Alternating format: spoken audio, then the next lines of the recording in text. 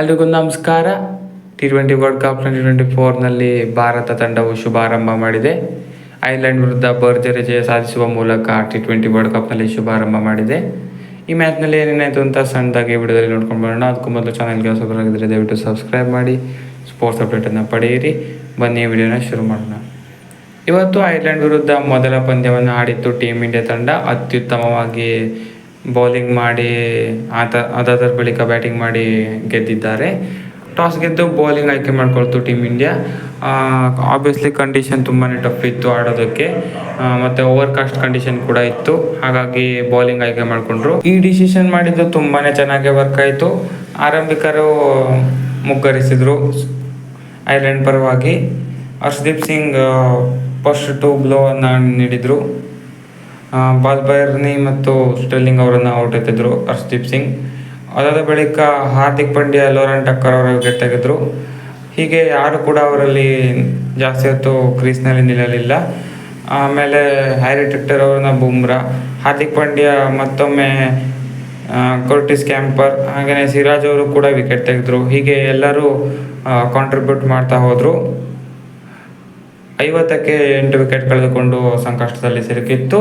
11 over 2 ಬಾಲ್ನಲ್ಲಿ Ireland ತಂಡ ಕೊನೆಯಲ್ಲಿ ಸಖತ್ ಫಿನಿಶ್ ಮಾಡಿದ್ರು ಅಂತಲೇ ಹೇಳ್ಬೋದು.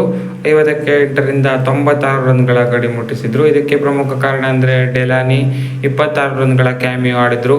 14 ಬಾಲ್ನಲ್ಲಿ 26 ಆ ವಿಕೆಟ್ನಲ್ಲಿ ಆಡಿದ್ರು. ಸಖತ್ ಬ್ಯಾಟಿಂಗ್ ಅಂತಲೇ ಹೇಳ್ಬೋದು. ಜೋಶುವಾ ಲಿಟಲ್ 14 ರನ್ ಹೊಡೆದ್ರು. ಕೊನೆಯಲ್ಲಿ ತುಂಬ ಕ್ಯಾಮಿಯೋಯಿಂದ 96 ರನ್ಗಳ ಕನಿಷ್ಠ ಮೊತ್ತವನ್ನು ಕಲೆ ಹಾಕಿದ್ರು ಐರ್ಲೆಂಡ್ ತಂಡ. ಬ್ಯಾಟಿಂಗ್ಗೆ ಅಷ್ಟೊಂದು ಅನುಕೂಲ ಏನಿರಲಿಲ್ಲ ಈ ಪಿಚ್ಚು. ಈ ಸಾಧಾರಣ ಮೊತ್ತವನ್ನು ಬೆನ್ನತ್ತಿದ ಟೀಮ್ ಇಂಡಿಯಾಕ್ಕೆ ವಿರಾಟ್ ಕೊಹ್ಲಿ ಅವರು ಮೊದಲೇ ಔಟ್ ಆಗಿದ್ರು. ಇದು ಸ್ವಲ್ಪ ಆಘಾತ ಆಯಿತು ಅಂತಲೇ ಹೇಳ್ಬೋದು. ನಂತರ ರೋಹಿತ್ ಶರ್ಮಾ ಮತ್ತು ರಿಷಬ್ ಪಂತ್ ಅತ್ಯುತ್ತಮ ಪಾರ್ಟ್ನರ್ಶಿಪ್ ಮಾಡಿದರು. ಸ್ಲೋ ಆಗಿಯೇ ಬಿಲ್ಡ್ ಮಾಡ್ತಾ ಹೋಗಿ ನಂತರ ಅಗ್ರೆಸಿವ್ ಆಗಿ ಬ್ಯಾಟಿಂಗ್ ಮಾಡಿದರು. ರೋಹಿತ್ ಶರ್ಮಾ 50ಯನ್ನು ಗಳಿಸ್ತಾರೆ ಈ ಮ್ಯಾಚ್ನಲ್ಲಿ. ಹಾಗೆಯೇ ಪಂತ್ ಕೂಡ ಒಳ್ಳೆ ಕಾಂಟ್ರಿಬ್ಯೂಷನ್ ಕೊಡ್ತಾರೆ 30+ ರನ್ಸ್ನೊಂದಿಗೆ. ರೋಹಿತ್ ಶರ್ಮಾ ರಿಟೈರ್ಡ್ ಆಟ ಆಗಬೇಕಾಗಿ ಬಂತು, ಇಲ್ಲಾಂದರೆ ಅವರೇ ಮ್ಯಾಚ್ ಮುಗಿಸ್ತಾ ಇದ್ರು. ಹೀಗೆ ಕಂಫರ್ಟೇಬಲ್ ಆಗಿ ಟೀಮ್ ಇಂಡಿಯಾ ವಿಕ್ಟ್ರಿಯನ್ನು ಸಾಧಿಸಿದ್ದಾರೆ. ಇದರೊಂದಿಗೆ T20 ವರ್ಲ್ಡ್ ಕಪ್ 2024ಗೆ ಶುಭಾರಂಭ ಮಾಡಿದ್ದಾರೆ.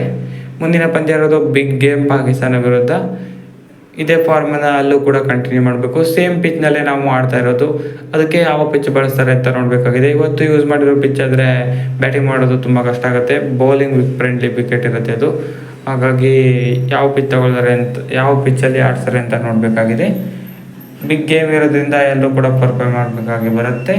ಸೊ ಸಿಗೋಣ ಮುಂದಿನ ವಿಡಿಯೋದಲ್ಲಿ. ಅಲ್ಲಿ ತನಕ ಬಾಯ್.